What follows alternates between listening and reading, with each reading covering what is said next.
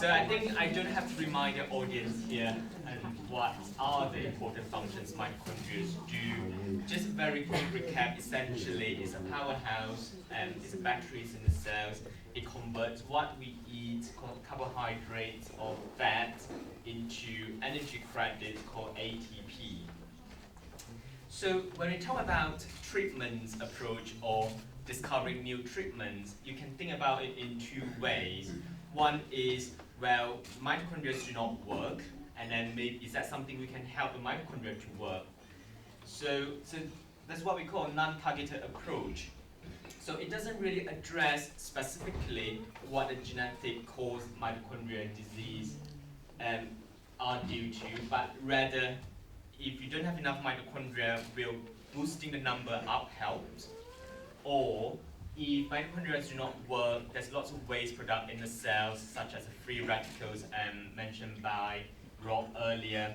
If you give antioxidants, it may actually help to ameliorate the symptoms.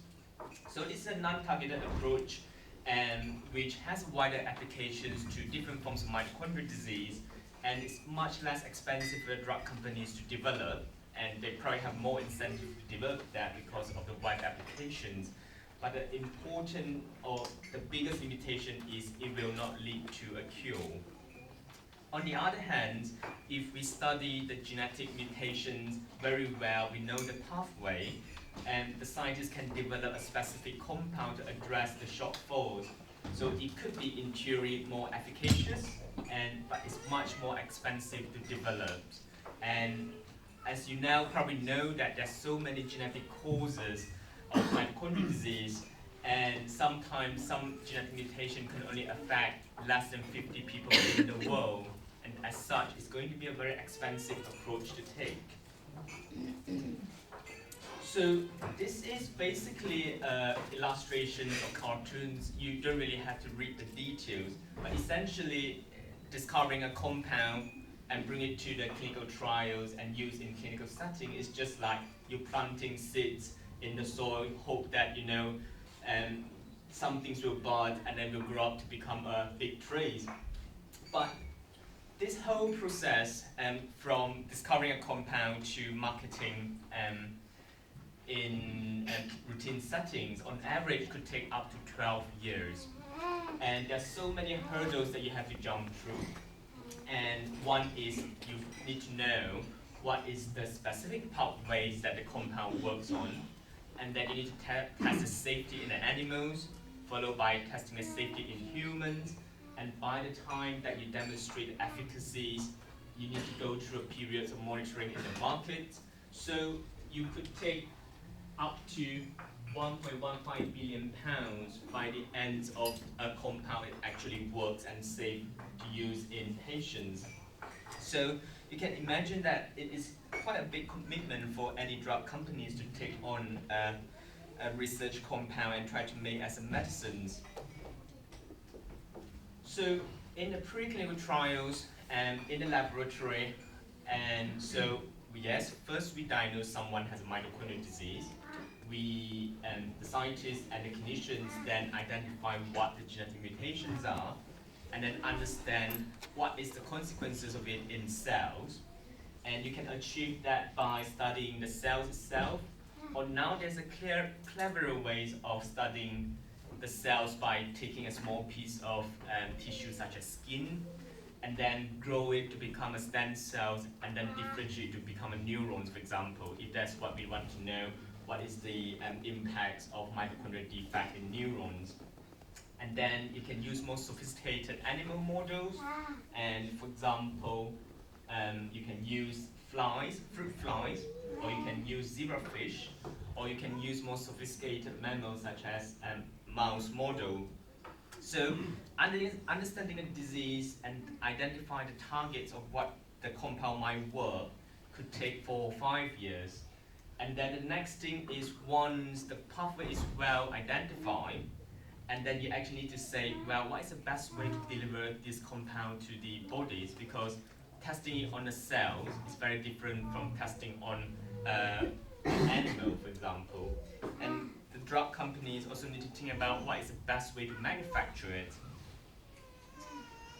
So this is basically just illustrations of what I mean by taking the skin's biopsy and how the scientists can then grow it into tissues that you want to study, for example, neurons. So the skin, so skin biopsy is quite a common procedure that some of you or your children may have had. And then if you look at, if you grow it and look under the microscope, that's how the skin cells may look like. And then with the scientists, they'll just add some magic potions, and then we just convert the skin cells to become pluripotent stem cells, and then can differentiate to the tissue types you want to study. For example, here is neurons. So this is becoming a more and more common approach that scientists try to investigate the impacts of a particular pathway. So let's say that that part has been completed by the scientists that work hard. What's next? Well, that is where the clinicians try to come in. So there are 3 to 4 phases of clinical trials that a compound need to go through. Rob mentioned earlier, so phase 1 is really testing, is this compound safe? And you normally do that on healthy volunteers, and to see whether the healthy volunteer develop any adverse reactions. Followed by the second phase, which is testing whether the drugs works. So the phase 2 trial tends, so you perform it on patients, but it's a small number of patients. So typically less than 100. Has it actually worked in patients? And also, have the patients developed any specific side effects that's not recognized in the healthy volunteers? And so only less than a third of the compounds will actually pass through second phase of the clinical trials. And then you move on to the phase 3 clinical trials, which is you perform it on a much larger group of patients. I think this is important because you want to be as confident as you can that a drug actually works, rather than the phase 2 trials due to chance. And also you want to screen for more rare side effects with a bigger group of patients. So if the drug company is able to demonstrate a positive phase 3 trials, and then they can actually apply to the government authorities, such as in Europe it's EMA, European Medicine Agency, or in America's FDA, and say, look, can we ask for a license for this particular drug to use in this particular group of patients? So even at this stage, so post-marketing monitoring, a drug can still fail because of unforeseen side effects from a short period of observation previously. So one good example is the Biopsy that some of you may remember a while ago is marketed as a new anti-inflammatory drug that's effective for arthritis. But then after 5 or 10 years, and people actually realizing people who take this drug seems to have increased chance of heart attack, and therefore this drug is now withdrawn from the market. So I think all these things just highlights that there's so many hurdles and a drug's discovery phase. So I think because of all those hurdles, and so it seems quite obvious that drug companies, especially those small ones, will be quite reluctant to take on a big commitment like invest on a compound for so much money, which may fail. So the Europeans and the Americans governments recognize that and actually say to the drug companies that actually if your conditions that you're trying to research has a prevalence of 5 or less in 10,000 people, then they can be granted an orphan drug status, which means that the drug companies potentially can get lots of support from these governmental bodies. So essentially try to cover some of the costs they may have to spend. So in mitochondrial disease, the one drug that currently has been assigned orphan drugs by the European medicine agency is indembenone, which is a form of a synthetic antioxidant which seems to show some efficacies in primary mitochondrial disease such as Leber's hereditary optic neuropathy. And I think that it has now been also trialed in other forms of mitochondrial disease, and the verdict, I think we are still waiting for that.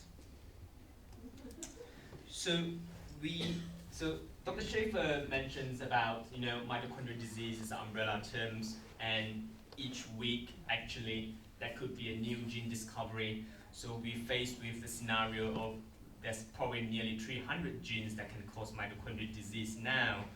So do we have, so it is therefore will come apparent to you that it is unlikely that we'll be able to design compound for individual genetic mutation because there are so many of them. What is the better way, quicker ways to actually try to study whether a compound might work in mitochondrial disease? So there is a way, which is what we call drug repurposing, or if you like, drug recycling.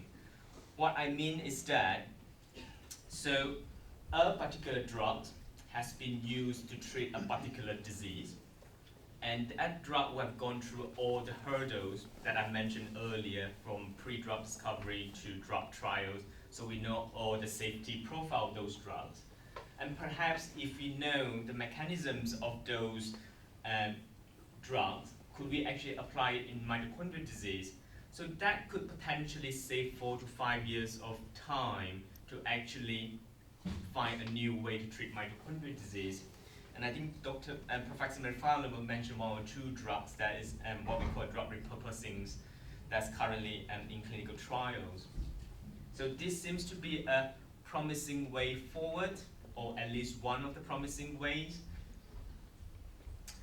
But even, let's say we find a new compound or a drug that repurposed that could work in mitochondrial disease, I mean, as clinicians and scientists, we still face these common challenges. And Rob mentions about patients' number. So where are all these patients? And so there's so many genetic causes. Do we actually know how people become unwell with time? Or how do we measure it? So all these are the common challenges that many rare diseases face. So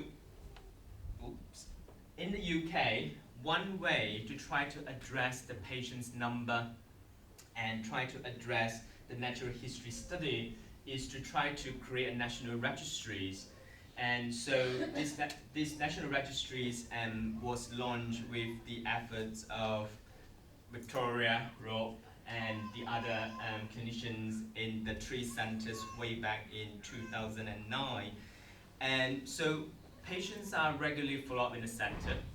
Patients are objectively evaluated and measured about their disease symptoms, and therefore actually the natural history are being much better described and painted compared to what previously described in the literatures. So you will be happy to hear that this is my last slide. If you would like to find out more about what basic science or clinical research in Newcastle, and this is what you can search. And I welcome any questions either now or in private.